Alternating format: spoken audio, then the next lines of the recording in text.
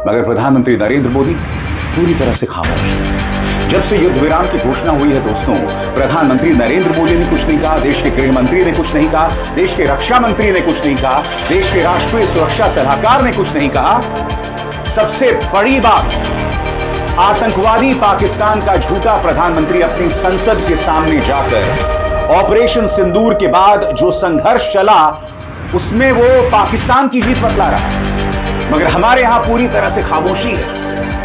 मैं आपको बतलाना चाहता हूं दोस्तों, कूटनीतिक मामलों के जानकार ब्रह्मा चलानी कह रहे हैं कि हमने जो जीत सामने दिखाई दे रही है उसके बजाय हार को मानो हालात से छीन लिया। We have snatched defeat from the jaws of victory. 3 दिन बाद आखिर क्यों युद्ध विराम की घोषणा कर दी गई, ये सवाल कई जानकार उठा रहे हैं, मगर आज मैं आपके सामने कुछ तथ्य रखना चाहता हूं। सबसे बड़ी बात, मैंने प्रधानमंत्री नरेंद्र मोदी से इंदिरा गांधी जैसे शौर्य की उम्मीद नहीं की, क्योंकि इंदिरा वो थी जिन्होंने अमेरिका को कहा था कि हमें ज्ञान मत दो, और फिर इंदिरा ने पाकिस्तान को दो फाड़ कर दिया था। मैंने उसकी उम्मीद कतई नहीं की। I believe that it is not the task of any one country to say to another what they should do, even if it is a question of health. It is my duty to put the situation in my country and its neighborhood, to give my assessment of the situation to the leaders of the countries I visit. It is for them then, with their own assessment and what they hear from me, to make up their minds what they think about it and what they should do about it. मगर मैं ये उम्मीद कर रहा था कि 1971 के बाद जिस तरह से पाकिस्तानी सेना प्रमुख ने भारत के सामने घुटने टेक दिए थे और इस तरह से अपनी हार की दस्तावेज पर दस्तखत करना पड़ा था, कम से कम ऐसा कुछ नजारा दिखाई देता। ऐसा नहीं हुआ। जी हां, क्योंकि हमारी सेना लगातार पाकिस्तान को नाको चने चबा रही थी। तो फिर 3 दिन में ऐसा क्या हुआ? सबसे बड़ी बात, जब ये लगातार संघर्ष चल रहा था तो मैंने अपनी सेना का पूरा साथ दिया था। देश देख रहा था कि क्या हो रहा था। नहीं, वो भी मीडिया जो आपको दिखा रहा था उस पर विश्वास मत कीजिए, मगर देश देख रहा था कि हमारी सेना अपने शौर्य के जरिए किस तरह से पाकिस्तान को नाको चने चबा रहा था।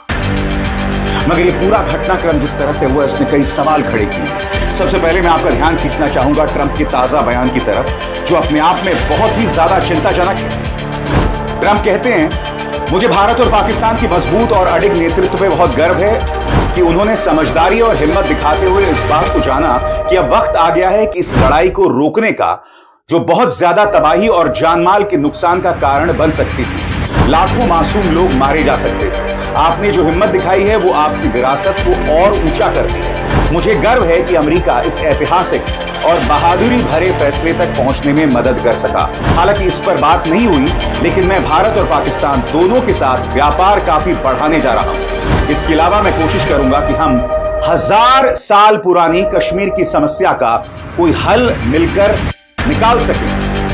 भारत और पाकिस्तान की लीडरशिप को सलाम, आपने शानदार काम किया। और यह बात अमेरिकी राष्ट्रपति डोनाल्ड ट्रंप ने दी। यहां पर 2 चीजें सामने उभर कर आती हैं। यहां पर अमेरिकी राष्ट्रपति डोनाल्ड ट्रंप ने पाकिस्तान, जो कि एक आतंकवादी राष्ट्र है, और भारत, उन दोनों को एक पैमाने पर तोल दिया। मैं फिर आपसे पूछना चाहता हूं, पहलगाम हमला पाकिस्तान ने करवाया, पाकिस्तान को उसकी क्या कीमत चुकानी पड़ी? अमेरिका ने क्या लताड़ लगाई? उल्टा अमेरिका ने पाकिस्तान के पक्ष में वोट किया जब अंतर्राष्ट्रीय मुद्रा कोष ने पाकिस्तान को 1.3 अरब डॉलर्स दिए। मैं फिर आपसे पूछना चाहता हूं, 1981 में अमेरिका भारत को दिए जाने वाला अंतर्राष्ट्रीय मुद्रा कोष का जो लोन था उसका विरोध कर रहा था, मगर फिर भी भारत को 1981 में जीत मिली थी जब इंदिरा गांधी प्रधानमंत्री थी। आज प्रधानमंत्री नरेंद्र मोदी और उनके समर्थक जो ये दावा करते हैं कि वो विश्व गुरु हैं, हमने क्या हासिल किया? प्रधानमंत्री नरेंद्र मोदी दुनिया भर जाते रहे, लोगों के गले मिलते रहे, और उनका जो प्रचार तंत्र उन्हें विश्व गुरु बताता रहा। IMF में हम पाकिस्तान को क्यों नहीं रोक पाए? अंतर्राष्ट्रीय मुद्रा कोष ने एक आतंकवादी देश को समर्थन क्यों दिया? और अब डोनाल्ड ट्रंप ये कह रहे हैं कि भाई मैं कश्मीर समस्या पर दखल देना चाहूंगा। शिमला समझौते में स्पष्ट था कि भारत और पाकिस्तान के बीच जो मुद्दे हैं वो द्विपक्षीय हैं। एक अरसे से पाकिस्तान कश्मीर मुद्दे का अंतर्राष्ट्रीयकरण करना चाह रहा है। यही वजह है दोस्तों, जैसे ही डोनाल्ड ट्रंप ने कल शाम 5 बजे घोषणा की तो पाकिस्तान के जो फॉरेन मिनिस्टर हैं, उनके तमाम नेता जो हैं उसका स्वागत करने लगे और अमेरिका का धन्यवाद करने लगे, क्योंकि पाकिस्तान चाहता है कि वो भारत की बराबरी पर आ जाए।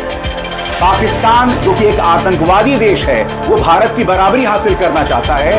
मगर सबसे बड़ा प्रश्न, आखिर इस मुद्दे पर भारत ने क्या हासिल किया? 3 दिन के संघर्ष के बाद ऐसा क्या हो गया कि हम अमेरिका द्वारा संचालित इस युद्ध विराम के लिए राजी हो गए?